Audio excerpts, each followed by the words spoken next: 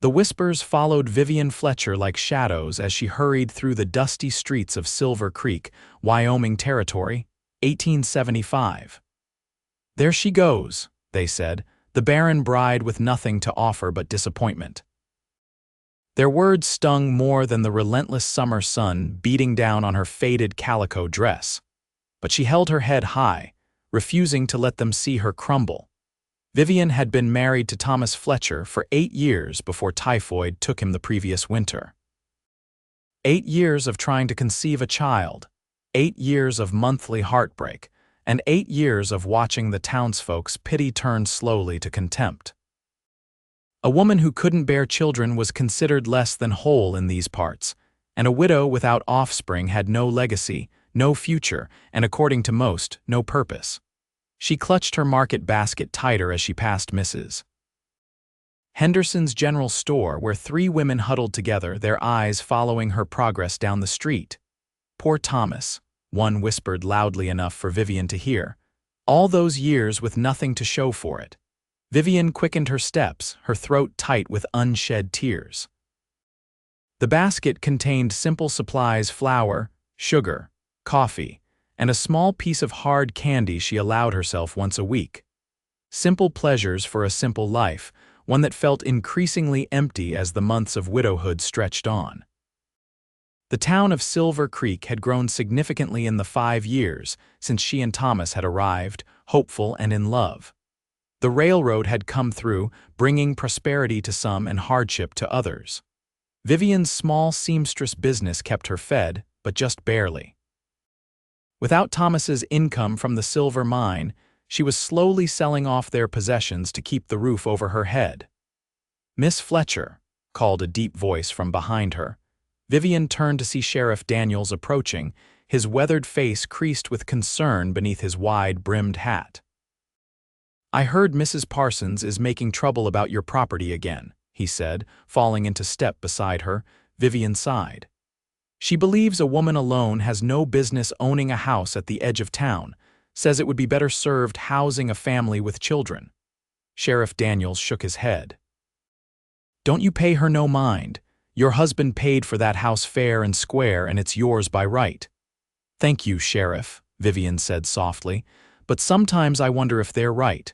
What good is a house that's never filled with children's laughter?" The sheriff stopped, placing a gentle hand on her arm. "Now you listen here, Vivian Fletcher. Your worth isn't measured by the children you bear. Thomas loved you for who you are, not for what your body could or couldn't do." His kindness nearly broke her composure. Vivian blinked rapidly, forcing a smile. "I appreciate that. I should be getting home now. These supplies won't put themselves away." As she continued down the road toward her small house on the outskirts of town, Vivian couldn't help but notice the new construction happening at the old Reynolds property. A tall man in a dust-covered denim shirt was directing several workers as they unloaded lumber from a wagon. Curious despite herself, Vivian paused. The Reynolds place had been abandoned for nearly 2 years after old man Reynolds passed. The property included not only a modest house, but also the largest cattle ranch in the county, though the herd had been sold off after Reynolds' death. The tall stranger must have felt her gaze because he suddenly turned, tipping his hat back to reveal a face that made Vivian's breath catch. Strong jaw, straight nose, eyes the color of a summer storm. He was handsome in a weathered way, with lines at the corners of his eyes suggesting he smiled often.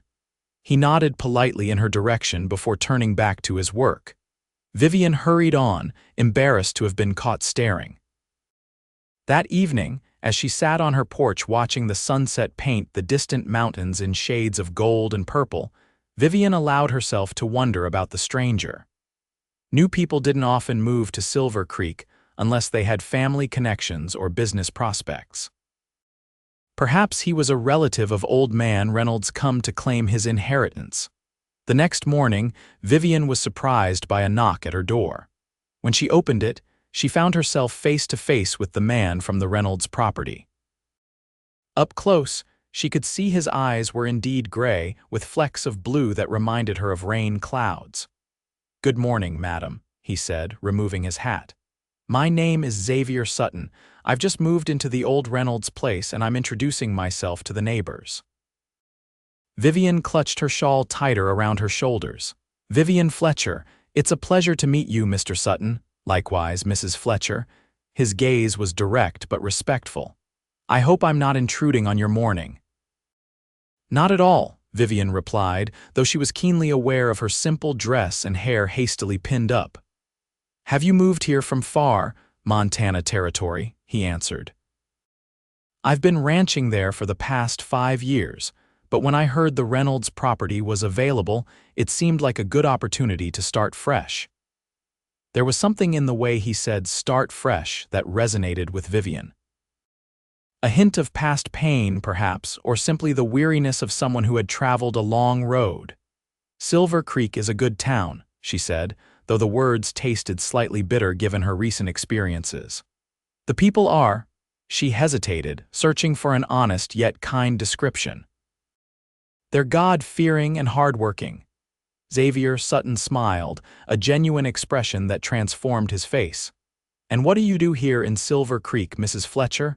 "I'm a seamstress," she answered. "My husband was a miner, but he passed last winter." "I'm sorry for your loss," Xavier said, and unlike many who offered the same platitude, he seemed to mean it. "I know something about that kind of pain." Before Vivian could respond, a wagon rolled past her house, Mrs. Parsons at the reins. The older woman slowed to stare openly at them, her disapproval evident even from a distance. Xavier raised an eyebrow.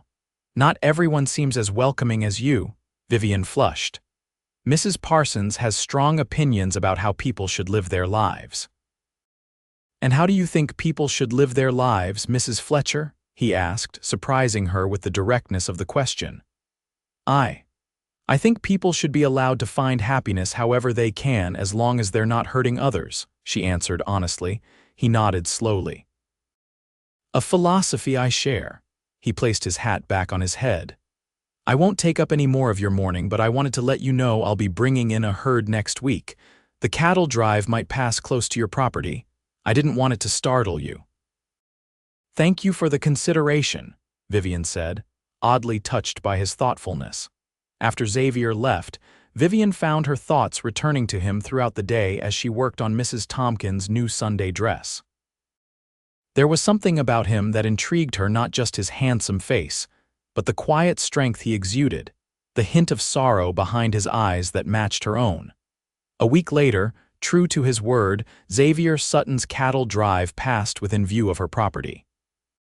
Vivian watched from her porch as cowboys guided hundreds of cattle through the valley below. Xavier rode alongside them, his tall figure unmistakable even from a distance. Later that afternoon, as Vivian hung laundry in her yard, she noticed a young cowboy approaching on horseback. He reined in his horse at her fence. "Mrs. Fletcher?" he called. "Mr. Sutton sends his compliments and wonders if you might be willing to help with a matter requiring a seamstress. One of the chuck wagon canvas tops got torn pretty bad coming through the pass." Vivian hesitated only briefly. Work was work and she could use the money. "I'd be happy to help. When would Mr. Sutton like me to look at it?" he said. "Whenever is convenient for you, madam. He can send a wagon for you." An hour later, Vivian found herself being driven to the Reynolds ranch, her sewing basket on her lap. The ranch was larger than she remembered from her one previous visit years ago. The main house was a substantial 2-story structure with a wide porch, and several outbuildings dotted the property. Men were busy constructing new corrals and repairing fences. Xavier met her at the entrance to the yard, helping her down from the wagon with a gentle hand. "Thank you for coming, Mrs. Fletcher. I appreciate you making time on such short notice." "It's no trouble," she assured him. "I'm happy for the work." He led her to where the damaged canvas lay spread on the ground. The tier was substantial, nearly 3 feet long. "Can it be mended?" Xavier asked, concern evident in his voice. "That canvas is all that keeps our supplies dry if it rains." Vivian knelt to examine the fabric. "It can be fixed." "It will take some time, but I have strong thread that will hold it together." Whatever you need, just ask, Xavier said. Would you like to work out here or inside? Inside would be better, Vivian admitted. Less dust on the fabric. Xavier nodded and instructed two of his men to carry the canvas into the house. He led Vivian into a large kitchen where a middle-aged woman was kneading dough at a table. Mrs. Fletcher, this is Mrs. Martinez, my housekeeper. Alina, Mrs. Fletcher will be repairing our chuck wagon canvas. Welcome, Alina said warmly. Would you like coffee while you work? That would be lovely, thank you, Vivian replied, surprised by the kindness.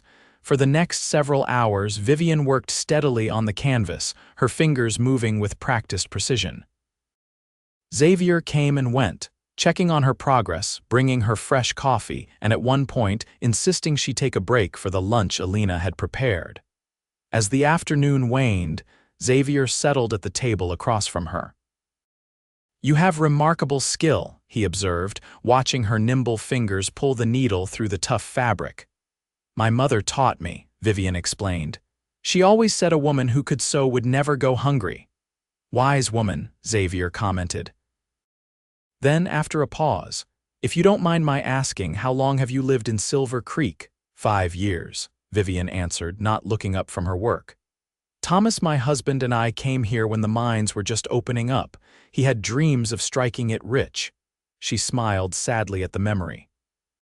We never did find that fortune, but we were happy. Xavier's voice softened. I was married once too, Caroline. We had a ranch in Montana, smaller than this, but it was ours. His eyes grew distant. She died in childbirth 3 years ago, our son with her. Vivian's hands stilled. I'm sorry, she whispered, feeling the weight of his loss. The hardest part, Xavier continued, was facing the people afterward, the pity, the whispers. As if losing them wasn't enough, I had to bear the weight of others' judgment too. I understand, Vivian said softly. People can be cruel without meaning to be. Xavier's gaze met hers, recognition flashing between them, the shared understanding of grief and loneliness. That's why I moved here. To start over where nobody knows my story. Vivian resumed her stitching, considering his words. I sometimes think of leaving too, but this house was our dream. Thomas built parts of it with his own hands. And yet the memories can be as much a prison as a comfort, Xavier observed. They fell into comfortable silence, broken only by the sounds of Alina preparing dinner and the distant calls of the cowboys outside. As Vivian finished the final stitches, Xavier stood to examine her work. This is excellent craftsmanship, better than new, I'd wager. Thank you, Vivian said, feeling a flush of pride. It should hold for many seasons. Xavier walked her out to the wagon that would take her home, but before helping her up, he hesitated. Mrs. Fletcher, Vivian, I'm having some of the townspeople over for dinner next Saturday. A small gathering to introduce myself properly. I'd be honored if you would attend. Vivian was taken aback by the invitation. That's very kind, but please, Xavier said. I'd value having at least one person there who sees me as more than just the newcomer taking over the Reynolds place. Put that way, how could she refuse? I'd be happy to come, Vivian agreed. The following days passed in a blur of anticipation and anxiety for Vivian. She hadn't attended a social gathering since Thomas's death, and the prospect was both exciting and terrifying. She spent hours altering one of her better dresses, adding fresh lace at the collar and cuffs, and even splurged on a new ribbon for her hair. Saturday evening arrived clear and mild. Vivian walked the mile to the Sutton ranch, unwilling to ask for a ride and uncertain if one would be offered. As she approached the house, she could see several wagons already parked in the yard and lantern lights spilling from the windows. For a moment, she considered turning back. What was she doing here, among people who had shunned her for months? But before she could retreat, Xavier appeared on the porch as if sensing her arrival. Vivian, he called, using her given name naturally. I'm glad you came. His smile was so genuine, his welcome so warm that her doubts receded. She walked up the path to meet him. I wasn't sure if I should, she admitted quietly. I'm certain you should, he replied, offering his arm to escort her inside. The main room of the ranch house had been transformed. Tables laden with food lined one wall, and someone was playing a fiddle in the corner. About 20 people milled about, many of whom Vivian recognized from town. The conversations dimmed momentarily as they entered, and Vivian felt the weight of curious stares. But Xavier kept her hand firmly on his arm, guiding her through the room with confidence. "Everyone, may I introduce Mrs. Vivian Fletcher, my neighbor and the most skilled seamstress in the territory," he announced. There were polite murmurs of greeting, though Vivian didn't miss the skeptical glances exchanged between Mrs. Parsons and Mrs. Henderson. "Come," Xavier said, leading her toward the refreshment table. "Elena has outdone herself with the food." As the evening progressed, Vivian found herself gradually relaxing. Xavier was an attentive host, introducing her to his ranch hands and making sure she was never left standing alone. When the fiddler struck up a livelier tune and people began to dance, Xavier turned to her. "Would you do me the honor?" he asked, extending his hand. Vivian hesitated. She hadn't danced since Thomas.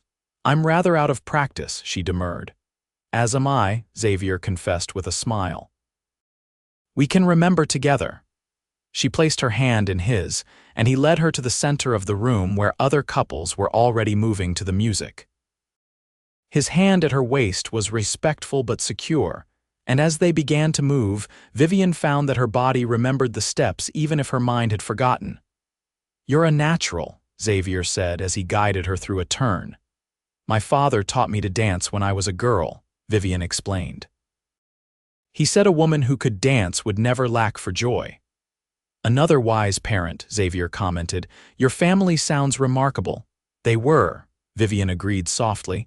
"They died in a fire when I was 16. That's when I went to live with my aunt in St. Louis, where I met Thomas." Xavier's eyes reflected sympathy but not pity. "You've endured more than your share of loss." "As have you," Vivian replied. The music slowed and they moved closer together, their steps more intimate.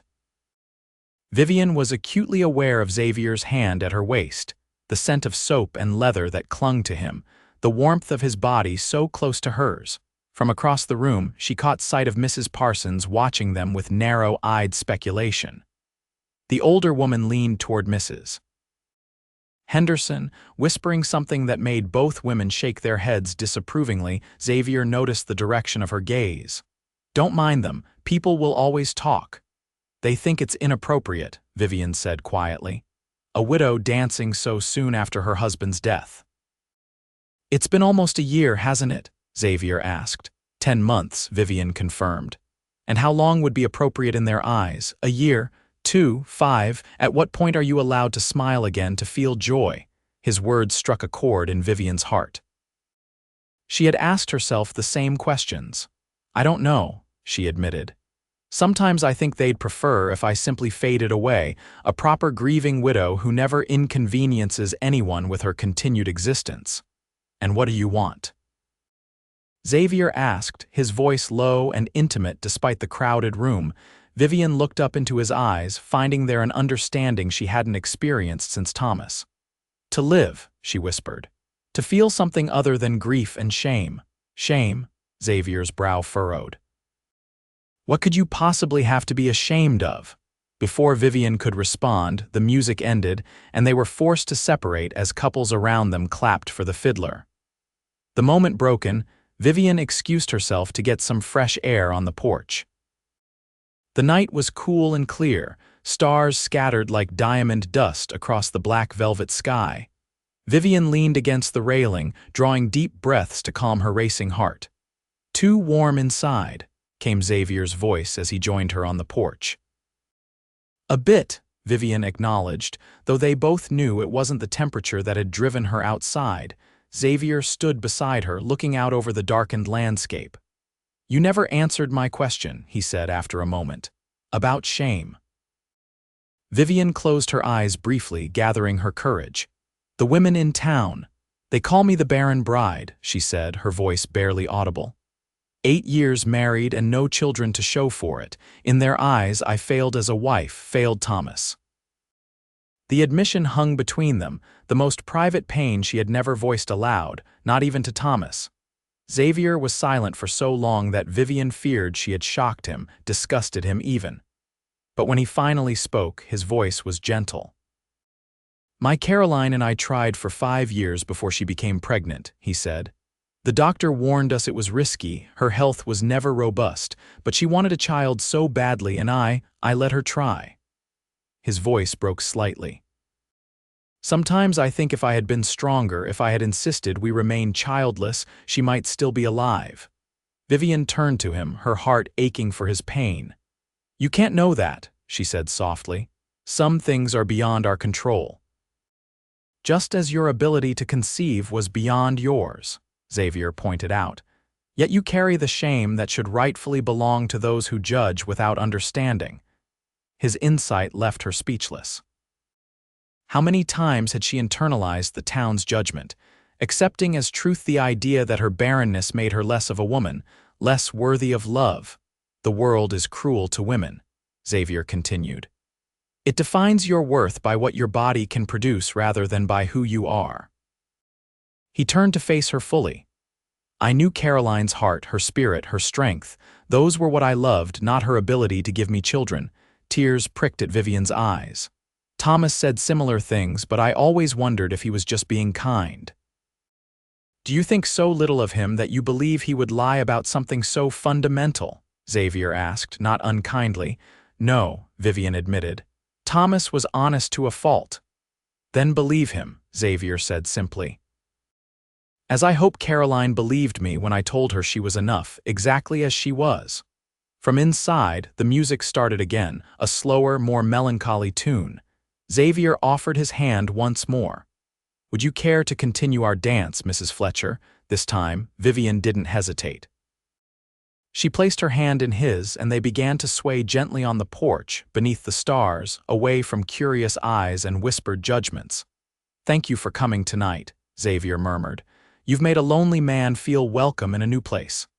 "Thank you for inviting me," Vivian replied. "It's been a long time since I've felt included." They danced in comfortable silence for a few moments before Xavier spoke again. "I have a proposition for you if you'll hear it." Intrigued, Vivian nodded. "I need curtains for the house," he said. "And tablecloths and perhaps new cushions for the chairs. Alina is a wonderful cook and housekeeper, but she admits her sewing is limited to mending tears." "You want to hire me?" Vivian asked, surprised. "If you're willing," Xavier confirmed. "The house hasn't been properly cared for since old man Reynolds's wife died years ago. It needs a woman's touch." The request was practical, but something in his eyes suggested there might be more to it. "I'd be happy to help," Vivian said. "We can discuss what you need in detail later." "Perfect," Xavier smiled. "And perhaps while you're working, you might join us for meals. Alina complains that she cooks for an army but has no one to appreciate her finer dishes. The ranch hands prefer quantity to quality, I'm afraid." Vivian couldn't help but laugh. "Are you suggesting I have more refined tastes than your cowboys?" "I'm suggesting," Xavier said, his voice dropping lower, "that I enjoy your company and would like more of it if you're amenable." The directness of his statement sent a flutter through Vivian's chest. Yes, I think I would be amenable to that." The weeks that followed were the happiest Vivian had known since Thomas's death. True to his word, Xavier commissioned her to make curtains, tablecloths, and various other textile items for the ranch house. The work was steady and paid well, and as he had suggested, she often took her meals at the ranch. Alina welcomed her warmly each time, seeming genuinely pleased to have another woman around. The ranch hands, too, treated her with respect, tipping their hats when she passed and offering to carry her supplies. But it was Xavier's company she treasured most. He made time each day to check on her progress, often staying to talk as she worked. They spoke of books they had read, places they had seen, dreams they still harbored. He told her stories of his time in Montana, and she shared memories of her life with Thomas that she had locked away in her heart. Despite the pleasure she found in these visits, Vivian was acutely aware of the town's growing interest in their relationship. When she went to purchase fabric at the general store, Mrs. Henderson made pointed comments about widows who didn't know their place. At church, she noticed the way conversations halted when she approached, only to resume in hushed tones after she passed. One afternoon, as Vivian was measuring the last window in Xavier's study for curtains, she overheard two of the ranch hands talking just outside. "Boss seems sweet on the widow," one said. "Can't see why he'd bother," the other replied. "Word in town is she's barren. Man who lost a wife and child might want to ensure that doesn't happen again. Still, mighty quick to be courting when his wife's barely cold in the ground." Same could be said for her. Fletcher was a good man, deserved better than a wife who couldn't give him children. Vivian's hands trembled so badly she dropped her measuring tape. The men's voices faded as they moved away, unaware of the pain their words had caused. She sank into Xavier's desk chair, fighting back tears. Just when she had begun to feel hope again, to believe she might have a future beyond her grief and shame, reality came crashing back. The town would never let her forget her failure. And if things continued with Xavier, they would poison him against her too. When Xavier found her there, still sitting motionless at his desk, he immediately sensed something was wrong. "Vivian, what is it?" She couldn't meet his eyes. "I should go," she said, gathering her measuring tape and notebook. "It's getting late." Xavier moved to block the doorway, concern etched on his features. "Something's happened, please tell me." "It's nothing," Vivian insisted, though her voice betrayed her. "Just town gossip finding its way here." Understanding dawned in Xavier's eyes. "What did you hear?" Vivian shook her head, unwilling to repeat the hurtful words. "It doesn't matter, but perhaps it would be better if I finished the curtains at my home and sent them over when they are done." "Running away won't stop the talk," Xavier said gently. "No, but it might prevent it from hurting you too," Vivian replied, finally looking up at him. "Your reputation in this town is still new, still forming. You don't need it tainted by association with the barren widow." Xavier's expression hardened. "Is that what they're saying, that you're somehow tainting me?" "They're saying you deserve better," Vivian admitted, the words like acid on her tongue. "A woman who can give you children to replace the son you lost." For a moment, Xavier was utterly still. Then, with deliberate movements, he closed the study door and crossed to where Vivian stood. "Listen to me," he said, his voice low and intense. "I loved Caroline with all my heart, and I mourned her and our son until I thought grief would kill me too. But I never, not once, considered her value as a person to be tied to her ability to bear children." He took Vivian's hands in his. "When Caroline became pregnant after years of trying, we were overjoyed, but if it had never happened, I would have loved her just the same. Our life together would have been different, but no less meaningful, no less filled with love." Tears spilled down Vivian's cheeks. "The town will never accept it. They'll always see me as less than, as broken." "Then to hell with the town," Xavier said fiercely. "I didn't come here for their approval. I came here to build a new life, and I find myself wanting you to be part of it." The directness of his declaration shocked Vivian into silence. "I know it's too soon," Xavier continued, gentler now. "We're both still healing. But I feel something when I'm with you, Vivian, something I thought died with Caroline, hope, possibility, the chance of joy again." He released her hands but remained close. "I'm not asking for promises or commitments. I'm just asking you not to let the cruelty of small-minded people drive you away." Vivian took a shaky breath. "And if I can never give you children, then we will build a family in other ways," Xavier said without hesitation. "There are children who need homes, love. Or perhaps we'll simply be a family of two, surrounded by friends who see our worth beyond our ability to reproduce." The conviction in his voice, the certainty with which he spoke of a future that had seemed impossible to Vivian just months ago, touched something deep within her. "I don't know if I'm brave enough," she confessed. "The whispers, the judgment it wears on you day after day." "Then let me be brave for both of us," Xavier said, "just for a while until you find your own courage again." It was the most beautiful offer anyone had made her since Thomas had asked for her hand. Not a promise to fix her or change her, but to stand beside her until she remembered her own strength. "All right," Vivian agreed softly.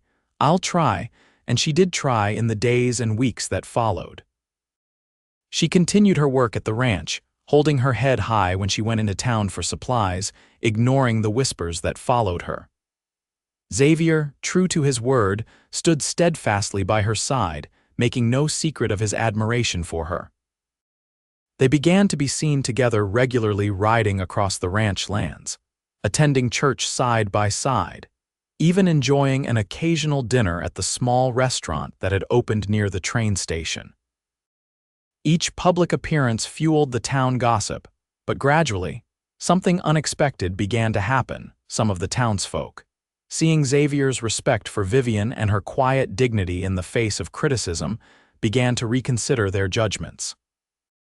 Sheriff Daniels made a point of greeting them warmly when they passed. The young woman who ran the millinery shop invited Vivian to tea, small gestures but meaningful ones. Others remained steadfast in their disapproval. Mrs. Parsons, in particular, seemed determined to make Vivian feel unwelcome at every turn. After a particularly uncomfortable encounter at the general store, where Mrs. Parsons had loudly questioned the propriety of a barren widow setting her cap for a wealthy rancher, Vivian returned to the ranch in tears. She found Xavier in the barn, working with a young horse. Seeing her distress, he immediately handed the reins to one of his men and came to her side. "What happened?" he asked, leading her toward the house. Through her tears, Vivian recounted Mrs. Parsons's hateful words. "She said I was trying to trap you, to secure my future by latching onto a man who didn't know my history." Xavier's jaw tightened with anger. "That woman has a heart colder than a Montana winter." "But what if she's right?" Vivian asked, the doubt that had been her constant companion for years surfacing again. "What if I am trying to trap you? I have so little to offer." "Stop," Xavier said firmly. "You have everything to offer. Kindness, intelligence, strength that you don't even recognize. You survived the loss of your parents, built a life with Thomas, endured his death and the cruelty of this town.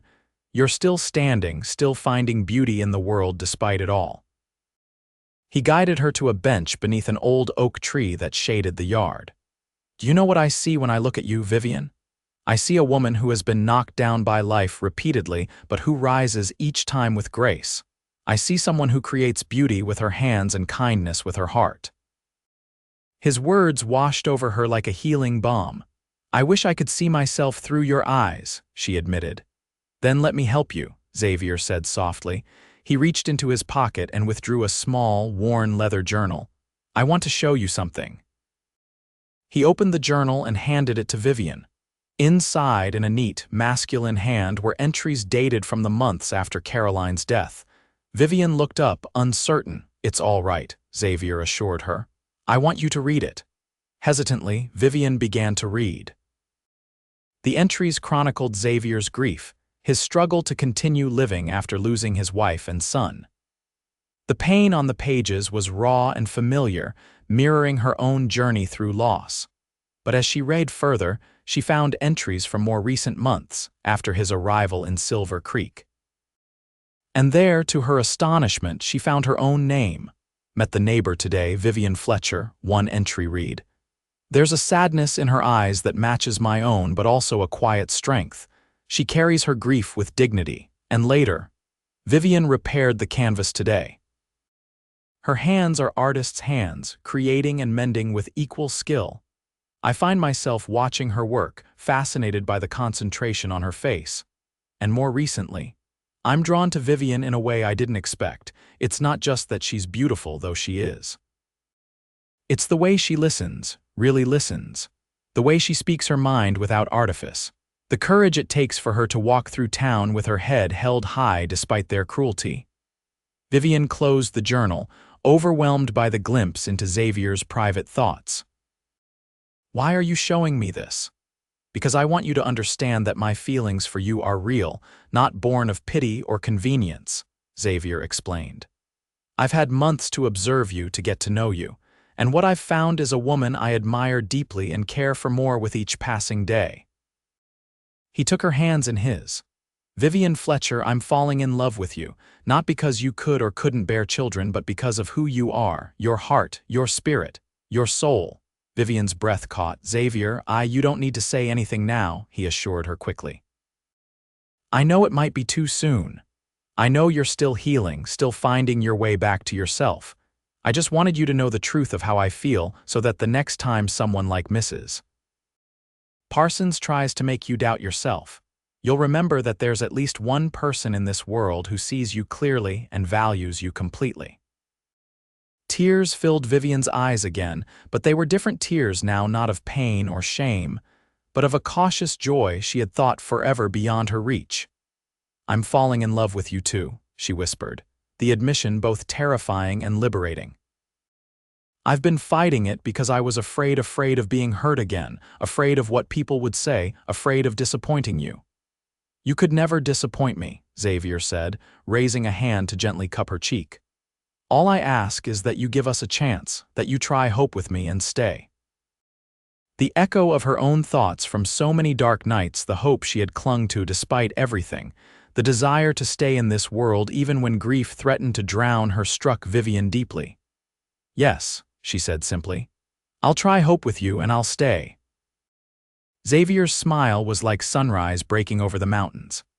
Slowly, giving her time to pull away if she wished, he leaned forward and brushed his lips against hers, a gentle, questioning kiss that held within it all the promise of their words. When they parted, Vivian felt lighter than she had in years, as if some great burden had been lifted from her shoulders. Not the grief that would always be part of her, as Xavier's grief for Caroline and their son would be part of him, but the shame, the doubt, the feeling of unworthiness that had clouded her days for so long. In the months that followed, their relationship deepened and flourished. Xavier formally courted Vivian, taking her for rides across the ranch lands, bringing her wildflowers he found on his daily rounds, sharing books from his library that he thought she might enjoy. The town's reaction was mixed.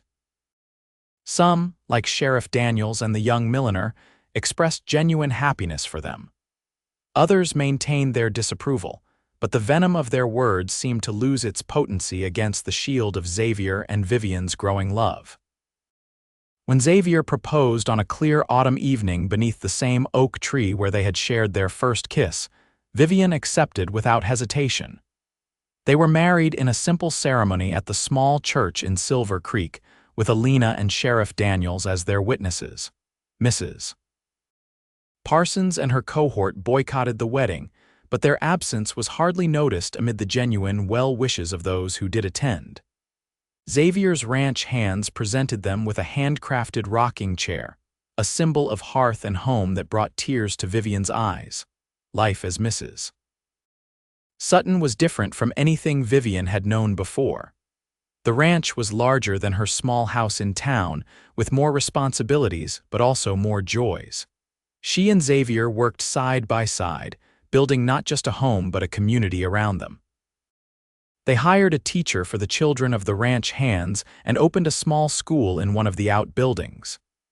Vivian taught sewing classes there on weekends, passing on her mother's skills to a new generation.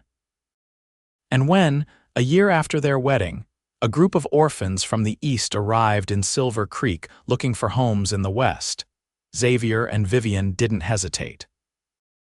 They opened their hearts and home to two siblings, 10-year-old Sarah and her 8-year-old brother Michael, whose parents had died in a factory accident. The children brought a joy to the ranch that neither Xavier nor Vivian had expected. Sarah proved to have a natural talent for sewing, sitting patiently beside Vivian for hours learning stitches and patterns. Michael followed Xavier everywhere, absorbing knowledge about cattle and horses with an eagerness that delighted the ranch hands. The morning after the children's first Christmas with them, as they sat together in the kitchen watching Sarah and Michael exclaim over their presents, Xavier leaned close to Vivian. "You remember what I said the day I proposed?" he asked softly. "About building a family in other ways." Vivian nodded, her heart full as she watched the children. "You were right, This is our family, different from what either of us imagined perhaps, but no less real, no less filled with love.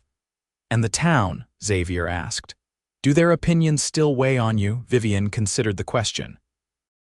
Mrs. Parsons and her friends still whispered when Vivian passed, still referred to her as the Barren bride despite her new marriage and the children who now called her mother.